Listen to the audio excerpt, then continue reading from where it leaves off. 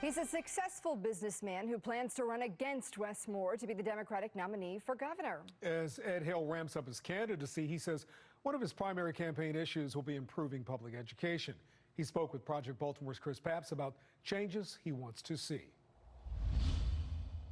The report came from my teacher, who said, "I wish you would speak to Edwin concerning his behavior in class." Ed Hale, in 1958, was in 6th grade in Baltimore County Public Schools. The response from my mother: "I'm sure you will see a change in Eddie." And one lesson he learned that year was so important, it's framed on his wall. Loosely translated, punishment came in big heaps. So there was a turnaround right there. Why do you have your 6th grade report card in your office? Well, I believe it's emblematic of you need some discipline. Hale, a businessman who owns the Baltimore Blast, an indoor soccer team, is now 78. And last month, the Democrat announced he plans to run for governor against Wes Moore, with education a key focus of his campaign. I don't think the schools are doing a good job for the students today. To improve public education, Hale says he'll focus on these 4 areas. The first being discipline. In 6th grade, Hale says he was heavily reprimanded by his teacher and parents for his bad behavior in school. There were consequences. He says the discipline he received established a precedent that lasted his entire life. And today's students, he says, are not learning this lesson, and it's doing them a disservice. I believe that getting down to the fundamentals is very important. Discipline is lacking. What's also lacking, Hale feels, is an emphasis on getting students involved in the trades, carpentry, plumbing, or HVAC. I believe that the trades are ill-represented. So why not take the schools and let these, use the schools, get these people trained and have them get out with no debt and making a lot of money. Next is accountability.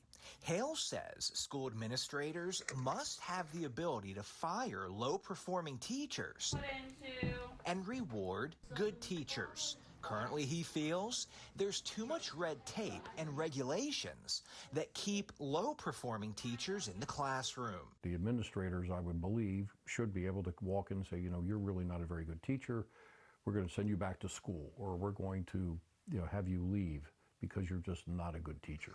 The final area of Hale's focus will be the blueprint for Maryland's future, the state's massive education overhaul that pumps billions of additional tax dollars into public education every year. I think it's implausible. It's just a bad business deal that has been thrust upon people. The blueprint passed in 2021 when Maryland's legislature overrode a veto. The veto is overridden. From then Governor Larry Hogan.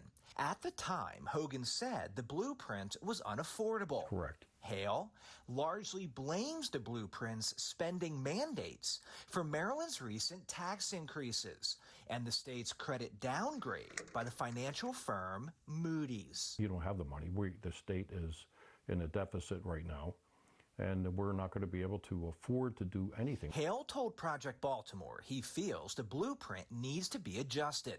The financial instability the blueprint has already created in the state, according to Hale, we don't have the money to do it, will only get worse if the blueprint's spending levels are not addressed. You got to just go in there and see what you live according to your means, and we can't do it with that blueprint that's been set forth and voted on.